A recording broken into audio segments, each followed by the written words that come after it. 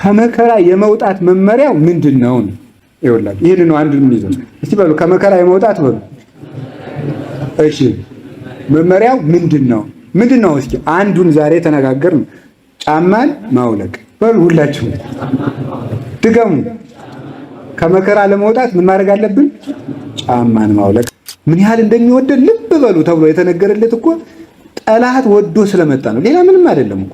እግዚአብሔርን መውደድ የሚባለው ክንዳችን ሲቆረጥ ሰንበትን እንሸራለን፣ በሐሰትን እንምላለን፣ የእግዚአብሔርን ስም በከንቱ እንጠራለን፣ የማይረቡ ስራዎችን ሁሉ እንሰራለን። ያ የሚሰራበት ምክንያት እግዚአብሔርን መውደድ ሲጎለን ነው። ወልድ ወመንፈስ ቅዱስ አሐዱ አምላክ በስመ አብ ወወልድ ወመንፈስ ቅዱስ አሐዱ አምላክ በስመ አብ ወወልድ ወመንፈስ ቅዱስ አሐዱ አምላክ። ቅድመ ዓለም የነበረ ዓለምን በከሃሊነቱ የፈጠረ ይህንን ዓለም በቸርነቱ የሚመግብ ስጋችንን ለብሶ ያዳነን ፈጣሪያችን መድኃኒታችን ኢየሱስ ክርስቶስ በሀብት ስቦ በረድኤት አቅርቦ በቅዱስ ቦታው ስለሰበሰበን ቅዱስ ፈቃዱን ሆኖ ቃሉን እንድንማር ስለፈቀደልን ስለ ቸርነቱ ሁሉ ከባሕርይ አባቱ ከአብ ከባሕርይ ሕይወቱ ከመንፈስ ቅዱስ ጋር ትክክል ለምትሆን መንግሥቱ ዛሬም ዘወትርም ምስጋና ይድረሰው።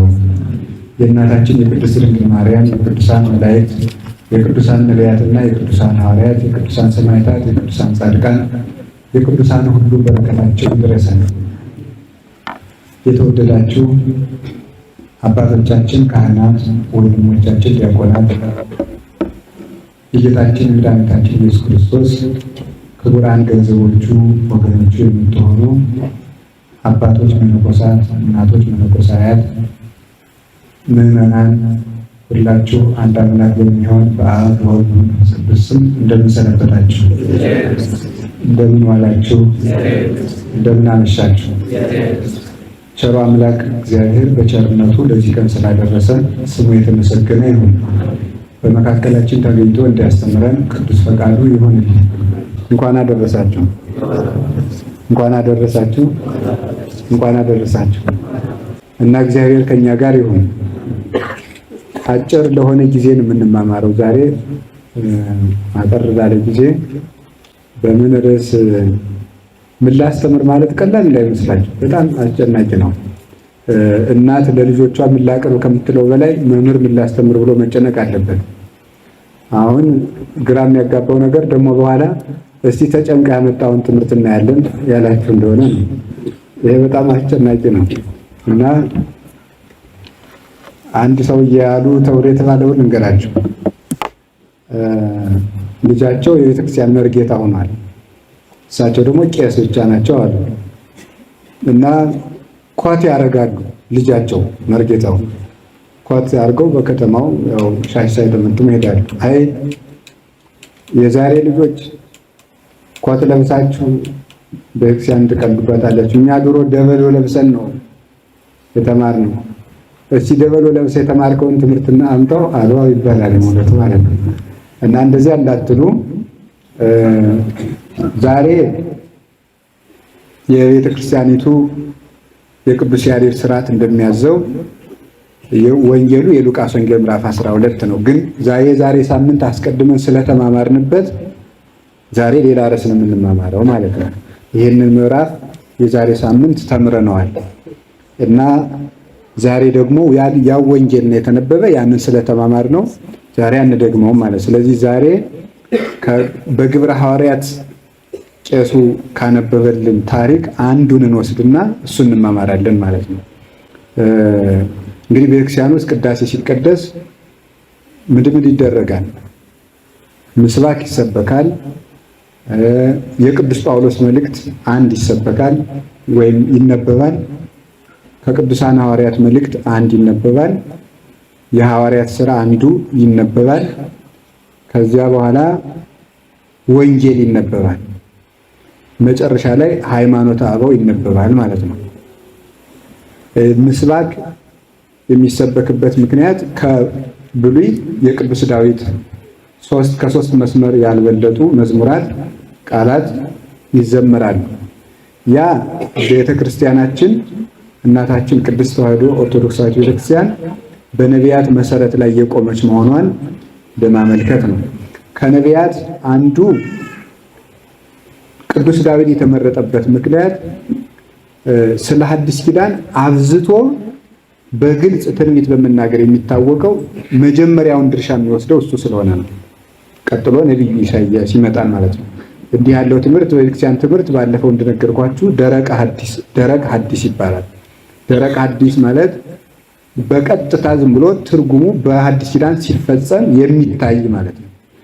ሰም ሳይለብስ ወይም ደግሞ በምስጢር ቃላት ሳይሸፈን ቀጥታ እጆችን እግሮችን ቸነከሩኝ፣ ዮርዳኖስ ሸሸች፣ በመብሌ ላይ ሐሞት ጨመሩበት፣ ልብሶችን ዕጣ ተጣጣሉ፣ አጥንቶች ሲቆጠሩ ገረፉኝ። ይህን መሰል እግዚአብሔር በእልልታ አረገ፣ እግዚአብሔር በግልጽ ይመጣል፣ በኤፍራታ ሰማነው። ይህን የመሰሉ ነገሮች ደረቅ ሐዲሶች ናቸው። ስለዚህ ከዚህ የተነሳ ሁለተኛ ደግሞ ለእግዚአብሔር ቅርብ ወዳጅ የቅዱስ ዳዊትን ያህል የለም። በእውነቱ የስሙ ትርጓሜ እንኳን ልበ አምላክ የአምላክ ልብ ማለት ነው፣ ጥቡዕ ማለት ነው ብለው የሚተረጉሙ ሊቃውንትም አለ። ተጨማሪ የግብር ስሙ ትርጉም ነው ይሄ። ዳዊት ማለት ጥቡዕ የጸና ጽኑ ማለት ነው። ግን መሰረቱን የሚይዘው የአምላክ ልብ የተባለበት ምክንያት እግዚአብሔር ቅድመ ዓለም በአብ ልብነት የመከረውን በወልድ ቃልነት የተናገረውን በመንፈስ ቅዱስ ሕያውነት የጠበቀውን ምክሩንና ምስጢሩን አስቀድሞ በትንቢት መነጽር አይቶ የተናገረ ስለሆነ ልበ አምላክ ይባላል። ዋናው ደግሞ ልበ አምላክ ያሰበው እግዚአብሔር የሚወደው ነገር በምድር ላይ አንድ ነገር አለ። የሚወደው የሕግ አይነት ነው። እሱ ምን ይባላል መሰላችሁ? ፍቅር ይባላል። አናውቀውም እንዴ አላችሁ እንዴ አላላችሁም? ፍቅር ነው የሚባለው። እሱ እግዚአብሔር የሚወደው የመጀመሪያው ሕግና የመጨረሻው ሕግ ነው ይሄ ፍቅር የሚባለው። ምክንያቱም እነዚህ ፍቅሮችም ሁለት ናቸው አይደል? እግዚአብሔርን መውደድና ሰውን መውደድ። ሰው ስንት እጅ አለው? አቤት ስንት ጣት አለው? አምስት። በጣም ጥሩ ነው። አሁን ቀኝ እጄ ቢቆረጥ እዚህ ላይ ስንት ጣት ይኖረኛል? አምስት አለ? የለም። እሺ ግራ እጄ ቢቆረጥ እዚህ ላይ ስንት ጣት ይቀረኛል? ታዲያ ስንት? ከዛ በኋላ ሁሉም ሲቆረጡ ስንት ይቀረኛል? ቆራጣ አይደለም የሚቀረኝ ማለት ነው።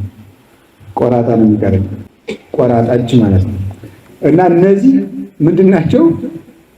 ሰውን መውደድና እግዚአብሔርን መውደድ ናቸው። እነዚህ ሁለት ክንዶች ማለት ነው። አንጠልጥለው የሚይዙት አምስቱን ሕግ ነው ማለት ነው። እነዚህ አምስቱ ራሳቸውን አግብተው ቆጥረው አምስቱን ሕግና አምስቱን ሕግ 10ን ትእዛዛት አንዱን ፍቅረ እግዚአብሔር ይካፈልና አንዱን ፍቅረ እግዚአብሔር እንደ ሁለት እጅ አንጠልጥለው ይይዙታል። ወበላ ክሌቲ ትእዛዛት ተሰቅላ ኦሪት ወነቢያት እንዳለ ጌታ በሁለቱ እግዚአብሔርን በፍጹም ልብ በፍጹም ልቡና በፍጹም ሊና ውደድ የሚለውና ባልንጀራን እንደራስ ውደድ በሚለው በሁለቱ ኦሪትና ነቢያት ተሰቅለው ተንጠልጥለው ጸንተው ይኖራሉ ይላል። አንድን ሰውን መውደድን ስታስቆሙት ምን ይቀራል? አምስቱ ይረግፋሉ ማለት ነው። 5 ግጣ ያጣል። ሰውን ጓደኛውን ስለማይወደው ምን ያደርጋል? ይሰርቀዋል። ጓደኛውን ስለማይወደው ምን ያደርጋል? ሚስቱን ይቀማዋል። የባልንጀራውን ገንዘብ ይመኛል። ስለዚህ የባልንጀራን ቤት አትመኝ፣ አትስረቅ፣ እንደዚህ የሚለው ነገሮች በሙሉ በምን ይሻላሉ? በአንዱ ሰው ከወደድነው አንሰርቀውም፣ ከወደድነው አንመኝበትም፣ ከወደድነው አንቀማውም፣ ከነወደድነው አናመነዝርበትም። ስለዚህ በአንዱ ሕግ ሁሉ ይጎዳል፣ በአንዱ ሕግ ሁሉ ይጠበቃል። ከዛ ሰንበትን አክብር፣ ከኔ በቀር ሌላ አምላክ አትምል፣ የእግዚአብሔር አምላክን ስም በከንቱ አትጥራ። እነዚህ ደግሞ በአንዱ ክንድ ነው የሚንጠለጠሉ። እግዚአብሔርን መውደድ በሚባል እግዚአብሔርን መውደድ የሚባለው ክንዳችን ሲቆረጥ ሰንበትን እንሽራለን፣ በሐሰት እንምላለን፣ የእግዚአብሔርን ስም በከንቱ እንጠራለን፣ የማይረቡ ስራዎችን ሁሉ እንሰራለን። ያ የሚሰራበት ምክንያት እግዚአብሔርን መውደድ ሲጎለን ነው። እነዚህ ሁለቱ ከተጠበቁ የሰው ልጅ መልካም ሰውነትን ይዞ መኖር ይችላል። ክርስትና ቀላል ሕግ ነው የሚባለው ለዚህ ነው። ማለት ምን ማለት ነው? ቀላል ሕግ ነው ማለት የከበደ አይደለም። እግዚአብሔርን ውደድ። እግዚአብሔርን ስትወድ ጸሎት ይቀላል፣ ስግደት ይጸላል፣ ምጽዋት ይቀላል፣ ቆሞ ማስቀደስ ይቀላል፣ ሌሊት መነሳት ይቀላል። ለምን? እግዚአብሔርን ትወደዋለህ። ለሚወዱት ነገር የሚከፈል ዋጋ ሁሉ ቀላል ስለሆነ ማለት ነው። ለእግዚአብሔር ያለን ሙቀት ሲቀንስ ደግሞ ሌሎቹ ሁሉም ነገር ከባድ ይሆናል። እና እግዚአብሔርን መውደድ እና ሰውን ክርስትና ቀላል ግን አውላ አያችሁ። ለምሳሌ እስቲ እግዚአብሔርን ለመውደድ ምን ቀመር ማጥናት ያስፈልጋል? 1 ሲባዛ በ10 ሲባዛ ሲያካፈል 100,000 እያልኩ ዳውራ አይደል? እንደዚህ አለው ቀመር። እስቲ እግዚአብሔር ለመውደድ ቀመር አምጡ። ምን ቀመር አለው? አቡሻር መማር ያስፈልጋል። አሁን እግዚአብሔር ለመውደድ እግዚአብሔር ለመውደድ ምንድን ነው የሚጠበቅ? ምንም። እግዚአብሔር ለመውደድ ቅዱስ ዮሐንስ አፈወርቅ ያለው ነገር አለ። የአፍላጦን ይባላል በቤተ ክርስቲያን በግዕዝ ቋንቋ ስናገኘው ፕሌቶ፣ ፕሉቶ፣ ፕላቶም ይሉታል። እንደዚህ የሚባል ፈላስፋ አለ። የግሪክ ፈላስፋ ነውና ፍትህ የሚል መጽሐፍ አለው። በጣም ትልቅ ነው እና ቅዱስ ዮሐንስ አፈወርቅ ይላል ሰው የፕላቶን ፍትህ የሚለውን መጽሐፍ ቢማር እስከሚሞት ይፈጅበታል አለ። ግን ሰውየው ፍትህ ሳያገኝ ይሞታል። እድሜ ዘመኑን በሙሉ ሲማር ኑሮ ማለት ነው። የክርስቶስን ቃል ግን እድሜ ዘመንን አይፈጅብህም። በቃ አትስረቅ፣ አታመንዝር ነው። አንድ ቀን ትማራታለህ፣ አንድ ቀን ለዘላለም ሕይወት ትኖራለች። ክርስቶስ ቀላል ሸክም ነው የሚባለው ለዚህ ነው። እግዚአብሔርን ከወደድ ሁሉን ነገር መመነን ቀላል ነው። ቀሏል እንዴ እንዳትሉ እውነት ማለት እና ምን ሆነ ነው ካለ እኔም ለፍቅር እግዚአብሔር ያለኝ ድሃ ስለሆንኩ ነው ማለት ነው። ስለዚህ መመነን ቀላል ነው። ይሄ ነው እንዴ?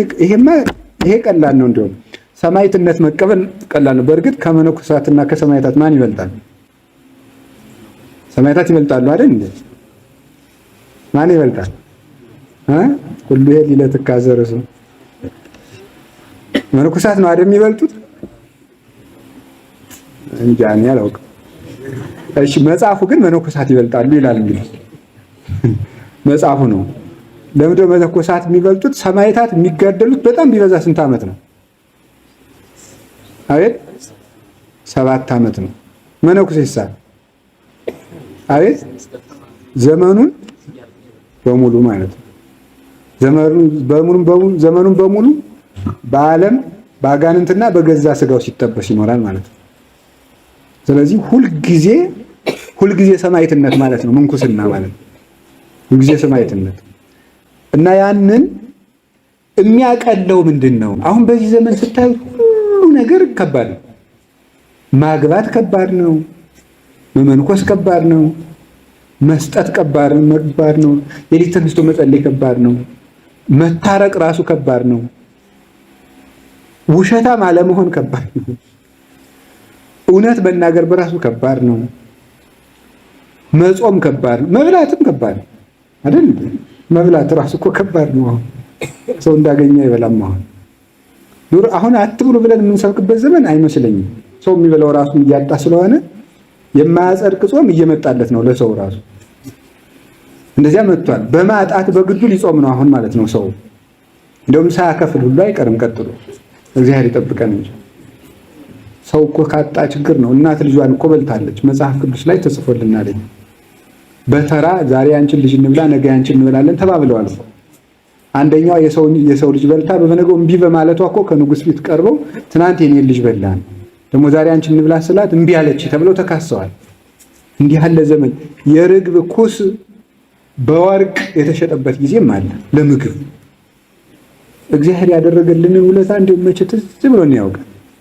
እንደፈለግን እንኖራለን፣ እንደመጣልን እናገራለን፣ ያሻንን ያህል እንተኛለን፣ ሲከፋን እግራችን እንደለቀለ እንሄዳለን። ምን አለብን? እንደ ከብት ማለት ነው። እረኛ እንደሌላቸው በጎች ተበተኑ ማለት እኮ የገዛ አይምሯችን እንደፈለገ ስለሚያደርገን እና ይሄንን ነው። እግዚአብሔርን መውደድ ግን ሁሉን ነገር ያቀላል። እግዚአብሔርን መውደድ እንዴት ነው? አሁን ሰውን ስትሰሙት ራሱ ተቸግሯል በእውነቱ። እንዲሁ ምን ያደርግ? ማውጋት ከባድ ነው። ጓደኝነት ከባድ ነው። ክህነት ከባድ ነው። ዲቁና ከባድ ነው። ሴትነት ከባድ ነው። ወንድም ጾታም ከባድ ሆኗል። አሁን መኖር ከባድ፣ ቤት መስራት ከባድ፣ ቤት አለመስራትም ከባድ፣ ማግባትም ከባድ፣ አለማግባትም ከባድ፣ ብቻን መኖርም ከባድ፣ ከሰው ጋር መኖርም ከባድ፣ እንደ ሁሉ ከባድ። ምን የሚያቀለው ከተባለ እግዚአብሔርን መውደድ። እስኪ በሉላችሁ ነው እግዚአብሔርን መውደድ ቀላል ነው። እግዚአብሔርን መውደድ እግዚአብሔርን ለወደዱ ለነ ቅዱስ ቂርቆስ እሳት ራሱ ምንድን ነበረ? ቀላል ነበረ። ለነ ቅዱስ ጊዮርጊስ መንኮራኩር ራሱ ቀላል ነው። አሁን እግዚአብሔርን እንድንወድህ አድርገን ብለን መለመን አለብን። ያንተን ፍቅር በልቡናችን ጨምር። አሁን ምንድን ነው የሚለው? ቅዳሴ ላይ ፍትሐት ዘወልድ ሲደገም ቅዱስ ስምህን መፍራትን የተመላን አድርገን ይላል። በጣም ደስ የሚል ጸሎት ነው። አንሰማውም፣ እኔንም ጨምሮ ቄሱም ነው የማይሰማው እኮ። ቅዱስ ስምህን መፍራትን የተመላን አድርገን ብሎን በስመ አብ ወወልድ ወመንፈስ ቅዱስ ሕዝብን ባርካቸው ብሎ መግባት። ቅዱስ ስምህን መፍራትን የተመላን አድርገን። የእግዚአብሔርን ስም መፍራት ሌላ ነገር ከመፍራት አይደለም። ምክንያቱም የእግዚአብሔር ስሙ ተብሎ ሁሉ ይርዕድ በነጽሮ ይመስወሙ ለአድባር ወስሙሂ ተነግሮ ይነቅም አይመክት። በነጽሩ በማየቱ ብቻ ተራራዎችን እንደ ቅቤ ያቀልጣቸዋል። ስሙ በተነሳ በተጠራ ጊዜ እግዚአብሔር ስሙ በተጠራ ጊዜ ወስሙሂ ተነግሮ ይነቅም አይመክት። የምድር መሰረት ሁሉ ተሰንጥቆ ይወጣል። እግዚአብሔር የሚሳነው ነገር የለም። ስለዚህ እግዚአብሔርን ከወደድ ሁሉ ነገር ቀላል። እግዚአብሔርን ካልወደድን ግን ሁሉ ነገር ከባድ ነው። ማመካኝ ምክንያት ከዘረዘርን መዳን አንችልም። በዚህ ዘመን ሰይጣንም ተጨምሮበት፣ ሰዎችም ጨምረውበት፣ ተንኮለኞችም ተጨምረው ዓለም በራሷ ውጥንቅጧ ወጥቶ እኛም እንደዚህ ሆነን ስላለን እና እግዚአብሔርን መውደድን እግዚአብሔር ይጨምርብን በልቦናችን። እግዚአብሔርን ከወደድን ከዚያ ደግሞ ምን እንወዳለን? ሰውን እንወዳለን። ሰው ደግሞ ልዩ ሀብት ነው። በእውነቱ ልዩ ሀብት። እግዚአብሔር ራሱ ለእግዚአብሔር ምግቡ ምንድን ነው ብላችሁ ብትጠይቁም ትላላችሁ? የእግዚአብሔር ምግቡ ምንድን ነው? እግዚአብሔር ምን ይበላል ምን ይጠጣ ብትባል ምንድን ነው? ገና አይበላም አይጠጣም። እንዲሁ ግን የእግዚአብሔር ምግቡ ምንድን ነው ሲባል እኔ በጣም ተደጋጋሚ ነው ይሄንን ምዕራፍ የምናገረው፣ የመጽሐፍ ቅዱስ ክፍል ነው። ግን ስለምወደው አሁንም ደግሞ እናገረዋለሁ። እንጀራ ስትሰልችቶ የሚያውቅ ሰለቻለን መብላት ነው። ማታም መብላት፣ እኔም እንደዚሁ ጠዋት መብላት። እንዲሁ እግዚአብሔር ራሱ እንጀራ እንዳይሰለች ማድረጉ ይገርማል እኮ። ይህም ሰው ድንቅ ነው። ሰው ትዝ አይለውም። እንጀራ ብንሰለቻው ምን ይወጣል? ውሃስ ቢሰለችን እስቲ እግዚአብሔር ያሳየን። ያለ ውሃ መኖር ባንችል፣ አፋችን ደግሞ ውሃ ቢጠላ ምን እናደርጋለን? ምንም መሞት። እሺ አሁን እሱን እንተው፣ ወደ እሱ ውስጥ አይደለም የምንገባው። ጌታችን መድኃኒታችን ኢየሱስ ክርስቶስ በዮሐንስ ወንጌል ምዕራፍ 4 ላይ አንዲት ሴት ሊያስተምር ተቀምጦ ነበረ እና በጣም ብዙ ሊቃውንተ ቤተክርስቲያን በዚህች ሴት ታሪክ ብዙ ተመስጠውበታል። እና ይችን ሴት እያስተማረ ሳለ ምን ብሎ ነበር የጀመራል? ውሃ ስጪ ብሎ ነው የጀመረ። አልሰጥም ማለች። ከደረሱበት ታሪክ ደረሱ። በኋላ ይቺ ሴት ውሃዋን መርምራ ቸኩላ ትናገር ምናትል ረጋ ብላ ሃይማኖቷን ከተረዳች በኋላ ሃይማኖቷን ልታስረዳ ሄደች። ሳትረዳ ሄደች። ብዙ ጥያቄ ጠይቀዋለች። አንተ ከያዕቆብ ትበልጣለህ ብለዋለች። አንተ አይሁዳዊ እኮ ነህ ብለዋለች። ነቢይ ይመጣል፣ እሱ ሲመጣ እውነት ይነግረናል። እሱ ማን ነህ? አንተ ነህ ወይ ብለዋለች። ጠይቃ ተረድታ ነው። አሁን ዓለምን የሚያጠፋን ሃይማኖታቸው ሳይገባቸው ሃይማኖትን ሊያስረዱ የሚሄዱ ሰዎች ናቸው። እነዚህ ሰዎች ምስቅልቅል ነው የሚያመጡት። እነሱም ይጠፋሉ፣ ሰው ይዘው ይጠፋሉ። ሳይገቡ የወጡ ሰዎች ናቸው። ተነካክቶ የሄደ ነገር ማለት ነው። እና ይቺ ሴት ተረድታ ሄደች። ከሄደች በኋላ ቅዱሳን ሐዋርያት ምሳ ገዝተው ይዘው መጡ ከከተማ እና ጌታ ሆይ ምሳ ብላ አሉት። ምንድን ነው ያላቸው? ብየ መብል ዘይተአምር ዋንትሙ፣ እናንተ የማታውቁት ምግብ አለኝ ነው ያላቸው። ምንድን ነው ያሉት? ቦሩ ዛብጻሎቱ ለይሶ እንጀራ አምጥተውለታል ማለት ነው አሉ። ወሚም ዛቲ በሲት ወይስ ይቺ ሴት አምጥታለት ነው አሉ። ከዚያ ምንድን ነው ያላቸው? መብል የሰገረ ፈቃዱ ላወየ፣ የኔ መብል የአባቴን ፈቃድ መፈጸም ነው አለ። ያ ማለት ምን ማለት መሰላችሁ? እናንተ የማታውቁት ምግብ አለኝ ማለት ምን ማለት ነው? ሐዋርያት የማያውቁት የክርስቶስ ምግብ የሰው መዳን ነው።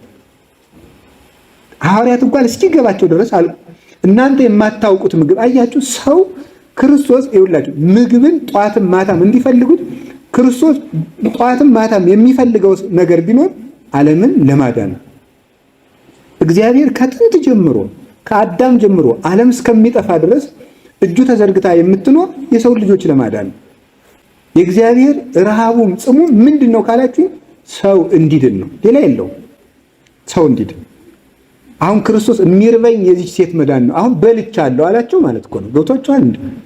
እኔ ምሳ በልቻለሁ ምንድን ነው የበላኸው ተብሎ ቢጠየቅ ምንድን ነው መልሱ? ይችን ሰው ማዳን ነው። አንዲት ነፍስ ከጉድጓድ አውጥቶ ክርስቶስ ምሳ በላው አለ። የአንድ ሰው መመለስ ለክርስቶስ ምሳና እራት ነው። የአንድ ሰው መጥፋትም እንደዚሁ ለክርስቶስ ረሃብ ነው። እና ክርስቶስን ስንት ቀን እንደምናስርበው ታውቃላችሁ? ከራሳችን በለስ ሂዶ ያቺ በለስ ፍሬ ያጣባትና እኛው ነን እኮ። ክርስቶስ ይራባል፣ ይመጣል ወደኛ። የሚመጣው ከኛ የኛኑ መዳን ይመገባል ማለት ነው። ተመግቦ ሰው ምግብ እንዲገርማል እኮ ሰው ሊበላ ሊጠጣ የሚቸኩልን ያህል ክርስቶስ የሰው መዳን እንዲህ ይወደዋል። ፈጥኖ እንዲድን ይፈልጋል። ሰው በልቶ ደስ እንዲለው ሰሎሞን የተናገረው ነገር አለ።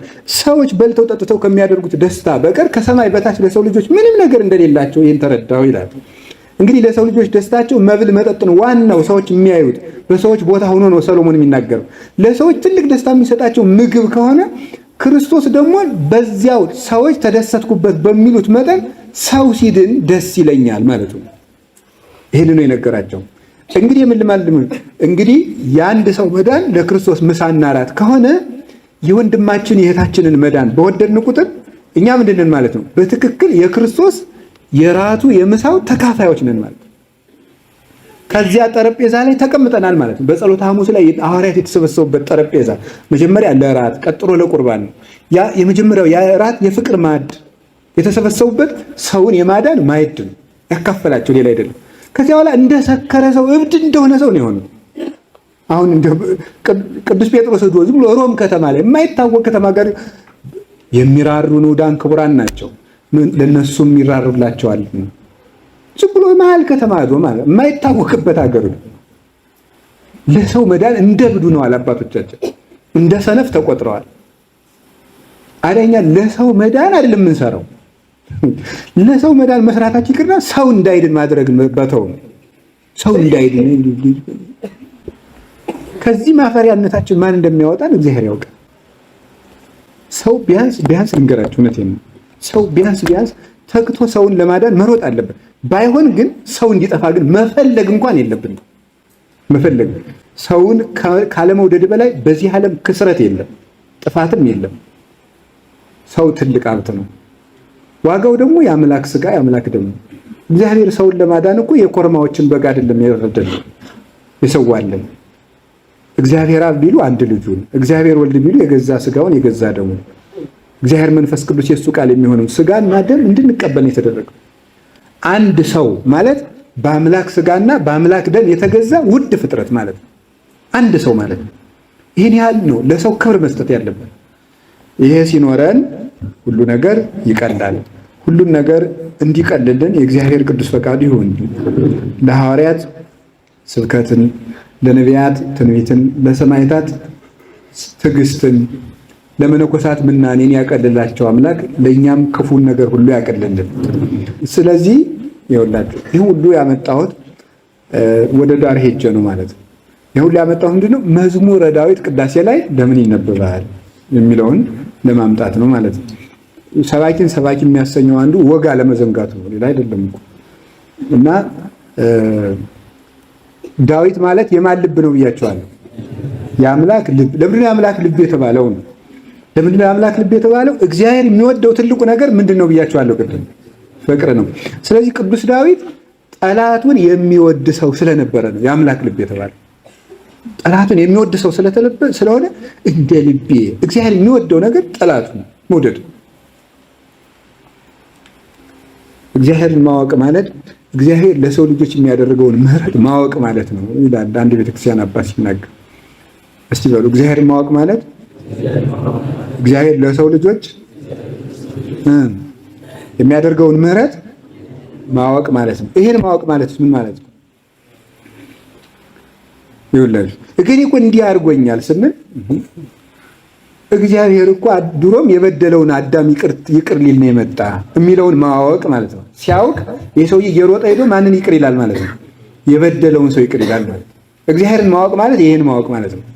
እግዚአብሔርስ ይቅር ሊል የመጣ ሕግ ያፈረሰውን አይደል እንዴ? የጠፋውን አይደል እንዴ ሊፈልግ የመጣ? ክርስቶስን ያስደነቀው ርዩ መጠነ አፍቀረነ ተብሎ የተነገረለት ምን ያህል እንደሚወደድ ልብ በሉ ተብሎ የተነገረለት እኮ ጠላት ወዶ ስለመጣ ነው። ሌላ ምንም አይደለም እኮ። እንዲያው ቅዱስ ጳውሎስ እንዲያው ለወዳጅ ለጠላትስ ተውት፣ ለወዳጅስ የሚሞት ይገኛል ብላችሁ ነው ብሏል። ለወዳጁ እንኳን የሚሞት አይገኝም። ክርስቶስ ግን ለጠላቶቹ ነው የሞተው። ይህንን ያወቀ ሰው ነው ክርስቲያን የሚባለው ማለት ነው። ክርስቲያን የሚባለው ይሄ ነው። እና ስለዚህ ዳዊት የሚነበበው ከዚያ ነው። ከዚያ 7 ይሆናሉ። 4 ወንጌሎች አሉ። የሐዋርያት ሥራ ስንት? 5። የቅዱስ ጳውሎስ መልእክት 6። ከሐዋርያት መልእክት 1 ስንት ይሆናል? 7። እነዚህ በቤተክርስቲያን በቅዳሴ ጊዜ ይነበባሉ። ጥበብ ቤቷን ሰራች፣ ስንት ምሰሶ አቆመች? 7 ምሰሶ አቆመች። መጽሐፈ ምሳሌ ምዕራፍ 9 ላይ 7ቱ ምሰሶዎች እንደየዘርፉ ብዙ ትርጉም ይተረጉማሉ። በጊዜው ያየናቸውም አሉ፣ እናያቸዋለን። አንዱ ባለፈው ለምሳሌ 7 ምሰሶ የተባሉ የእመቤታችን ፍጹምነቷ ነው። ቤት የተባለች እመቤታችን ናት የሚለውን አይተነዋል። ዛሬ ደግሞ ከገጠመው ጋር የሚተረጎመውን አንዱን ትርጉም እናየዋለን። ቤት ቤተክርስቲያን፣ ጥበብ ወልድ፣ 7 ምሰሶዎች በቅዳሴ ጊዜ የሚነበቡ መጻሕፍት 7ቱ መጻሕፍት ናቸው። ምሰሶ ቤትን እንዲያጸናው ቤተክርስቲያንን የሚያጸኗት እነዚህ መጻሕፍት ናቸው ማለት ነው። እነዚህ ይነበቡልናል። ስለዚህ ከሚነበቡልን አንዱ የሐዋርያት ምንድን ነው? ስራ ነው። የሐዋርያት ስራ የሚነበብበት ዋናው ምክንያት ምንድን ነው? ሐዋርያት ወንጌልን እንዲህ የሆኑ ሰበኩት ለማለት ነው። እናንተም ስትሰበኩም ስትሰብኩም እንዲህ ትሆናላችሁ ማለት ነው። ከዚያ ደግሞ እነሱ ያገኙትን ታገኛላችሁ ለማለት ነው። የሐዋርያት ስራ ማለት ይሄ ነው። ስራ የተባለበት ምክንያት ሐዋርያት ወንጌልን ሲሰብኩ እንዲሆኑ መርከብ ተሰበረባቸው፣ ሰዎች ሰደዋቸው፣ ተነስተው ህዝቡ ከሁለት ተከፈለባቸው። አሁን እኔ ብሆን እዚህ የተነሳው ሰው ሁለተኛ አንተ ሰውዬ እሁድ እንዳትመጣ ቢለኝ ምንም ሳምንት አልሰብክም ወይ በቃ አኮፋዳይን እንጂ ወደ አንተ መሆኑ ነው ማለት ነው። ኋላ ግን ሲሰብኩ ቆይተው በድንጋይ ይባላል። እንዲህ ያረጉ ሰበኩት፣ እንዲህ ያረጉ ወንጌልን ሰሩት ለማለት የሐዋርያት ስራ ያን እንድናስብ ነው። ስለዚህ በሐዋርያት ስራ ውስጥ የዛሬው የሐዋርያት ስራ ታሪክ የሙሴ ታሪክ ነው። ዛሬ በቅዳሴ ጊዜ የተነበበልን በዘመነ ጽጌ ካሉት የቤተክርስቲያን መዝሙር ውስጥ ኪነ ጥበቡ በሚባለው ቀን የሚነበበው አንዱ የሐዋርያት ስራ የሙሴ ታሪክ ነው። ቅዱስ እስጢፋኖስ መጽሐፈ ግብረ ሐዋርያት ምዕራፍ 7 ላይ የተረከው የሙሴ ታሪክ ነው። የሙሴ ታሪክ ቅዱስ እስጢፋኖስ የሙሴን ታሪክ ተርኮ ሲጨርስ ምንድን ነው የተደረገው? ታስታውሳላችሁ? ምንድን ነው ያደረጉት? በድንጋይ ወገሩት። እንዲህ ያደረጉ አስተማሩት ማለት ነው ያልኳችሁ ለዚህ ነው። የሙሴን ታሪክ ተርኮ ምንድን ነው ያለችው? ከእናንተ መካከል አባቶቻችሁ ቀድሞ ያልተቃወሙት ማንን ነው ብሎ ነው የነገራቸው። የወቀሳ ልባቸውን ስለነካቸው ድንጋይ አንስተው ደበደቡት፣ ወገሩት። ድንጋዩ እያረፈበት ግን ድንጋዩ የእሱን አጥንቶች ይከፋፍል ሳለ ሰማይ ደግሞ በጸሎቱ ተከፍቶለት የሥላሴን ምስጢር ያያል ማለት ነው። ሰማይን የሚከፍተው የአባቶቻችን መከራ ነው ማለት ነው። በድንጋዩ እየተወገረ እግዚአብሔር እነሱ ከዚህ የድንጋይ ማዕት በር ከፍተው ሲያፈሱበት እግዚአብሔር ደግሞ የምስጢር በር ከፍቶ ያሳየዋል። ክርስትናው ይሄ ነው እንግዲህ። እንዲህ አድርጎ ሙሴ እንዲነበረ እሱንም ተቃወማችሁት ለማለት የሙሴን ታሪክ ተርኮላቸዋል።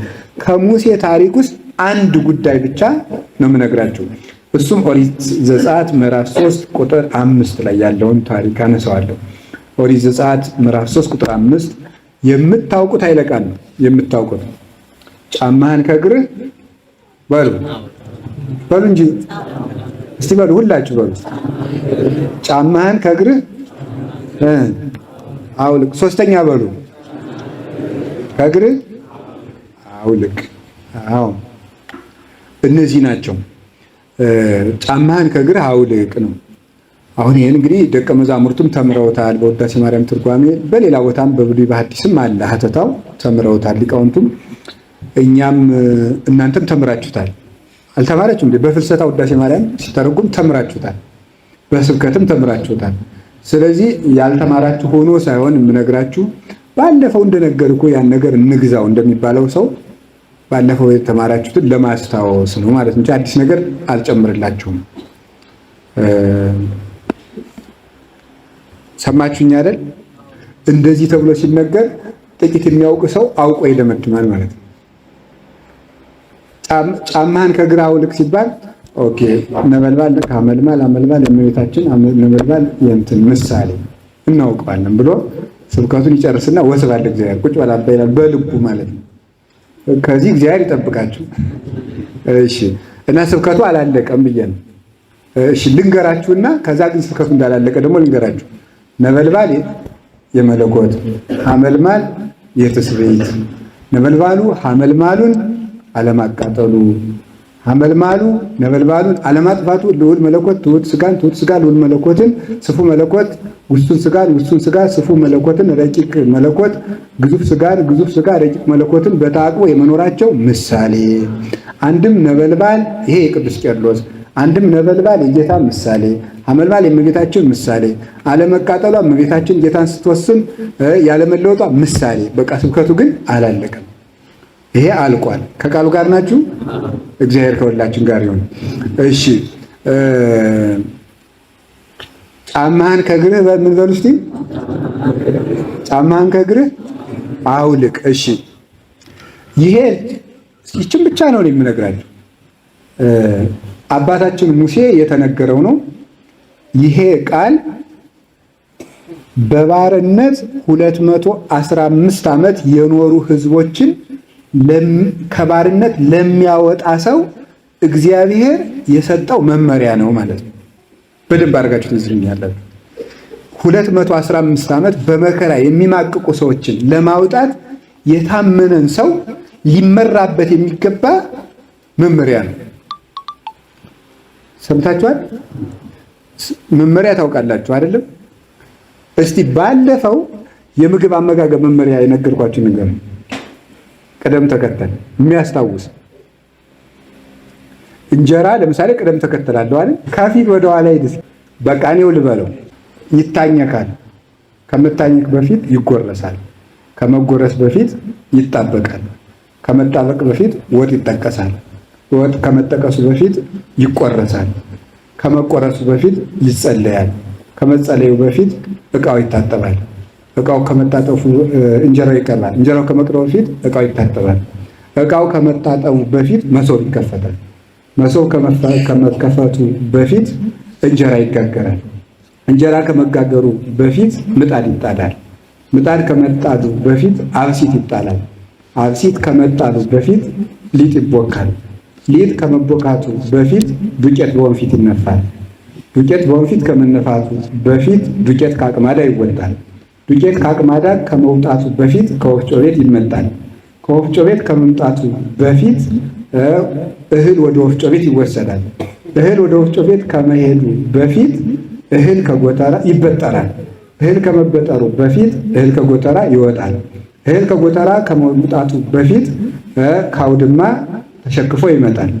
እህል ካውድማ ከመሸከፉ በፊት ይነሰነሳል። ከመነሰነሱ በፊት ይከመራል። ከመከመሩ በፊት ይሄ መቆጨት ይባላል። ቁጭ ማድረግ ማለት። ከዚያ በፊት በነዶ ይታሰራል። ከመታሰሩ በፊት ይታጨዳል።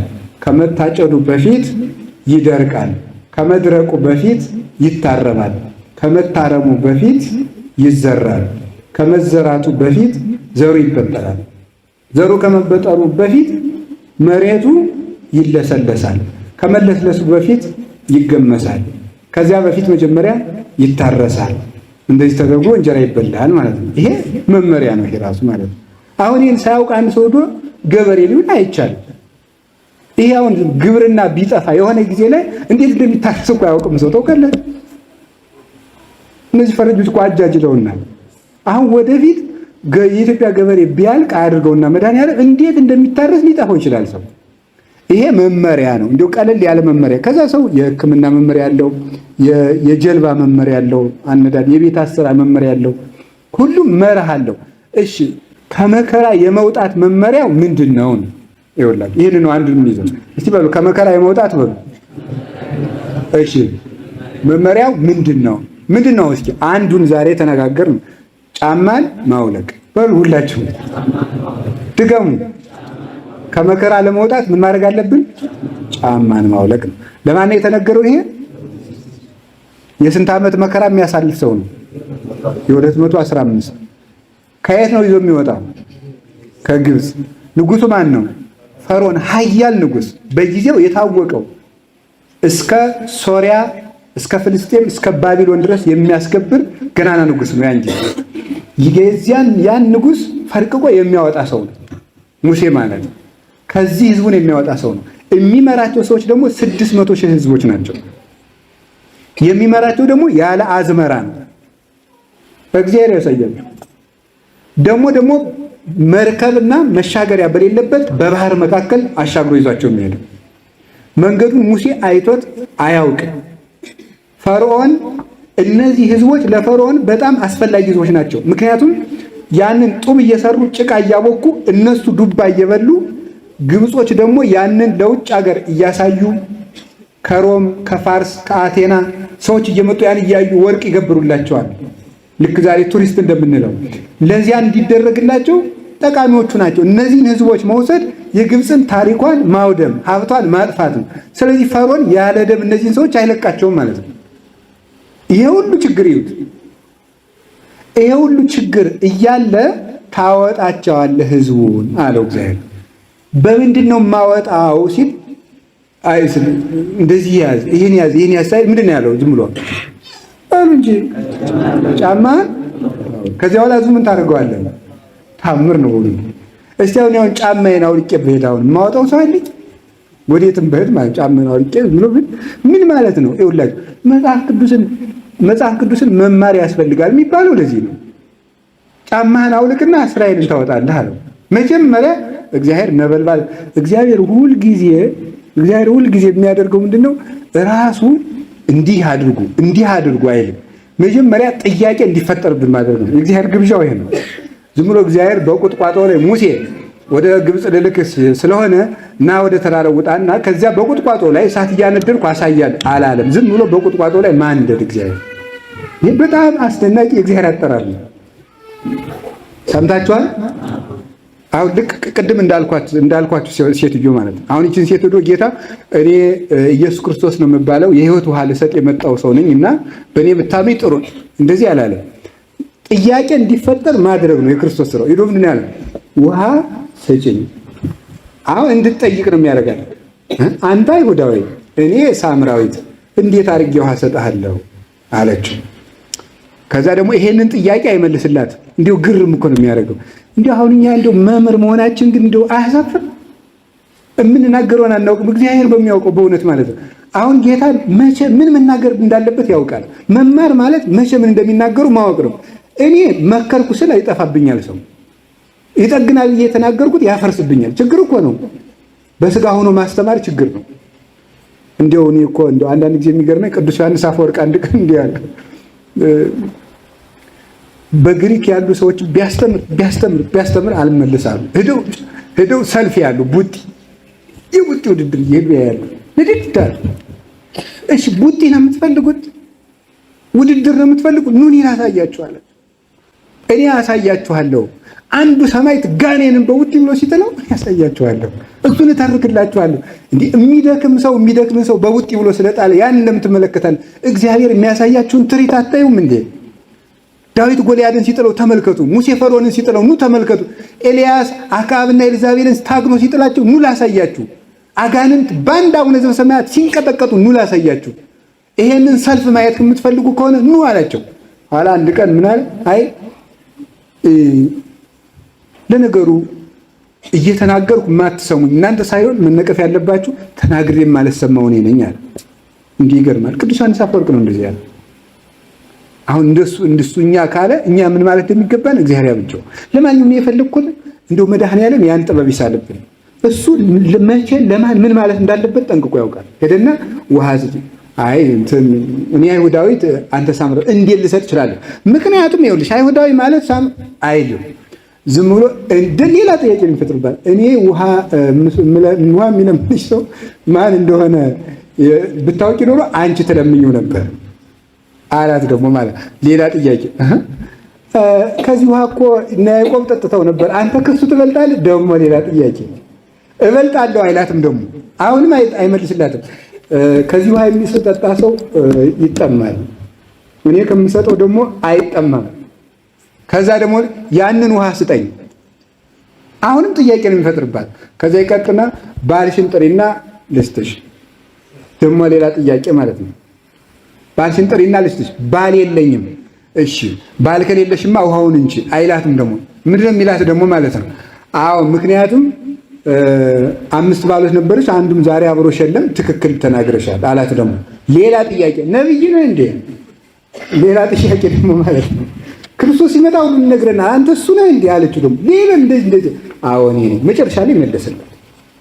እኔ የመጣሁት አንቺን ስለ አይሁዳዊነትና ስለ ሳምራዊነት ልዘረስር አይደለም፣ የመጣሁት አንቺን ወደ እኔ ለማድረስ ነው ብሎ መለሰላት። እና ጌታ ምንድነው ወደሚፈልገው እሱ ወዳዘጋጀልን ነገር እንድንደርስ ጥያቄ መፍጠር ነው። ሌላው ቀርቶ እኮ የሚገርማችሁ ውለን ስናድር በቤተክርስቲያን የማይገቡን ነገሮች በህሊናችን እንዲፈጠሩ የሚያደርጋቸው እነዚያን ጥያቄ እንድንጠይቅና እነሱን ለማስመለስ ቤተክርስቲያን ስንመጣ በዚያው ህይወት ለመስጠት ነው። ለዚያ ነው እንጂ እግዚአብሔር እኛ ጥርጥራችን ዝም ብሎ ጸጥ አድርጎ ልብታችን ማጥፋት ይሄ ስል ምንድን ነው እንደዚህ የሆነው? ቄሶቹ ለምደው በመስራቅ የሚገቡት የሚል ነገር ህሊናችን እርብሽ እንዲያደርገን የሚያደርገው ለምንድን ነው? ያን ለመመለስ ቤተክርስቲያን ስንመጣ በዚያው ሌላ ኃይል ጨምሮ እንዲሰደን ነው።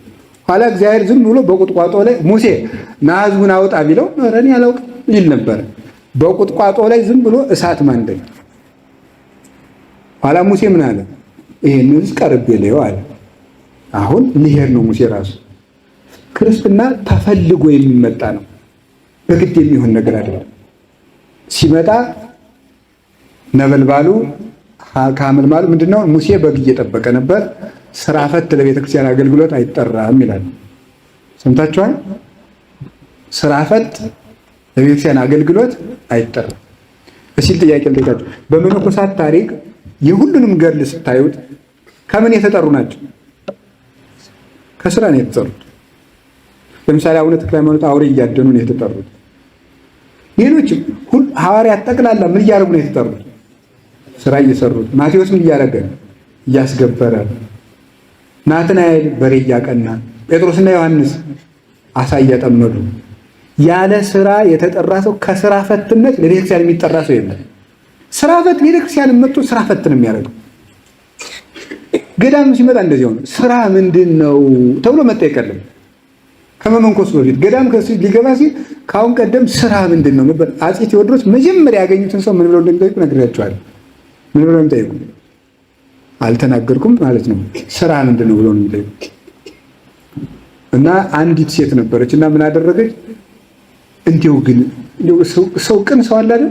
ለንጉሱ እንዲሁ መቀነት አሰርች ብሸልማቸው አለ።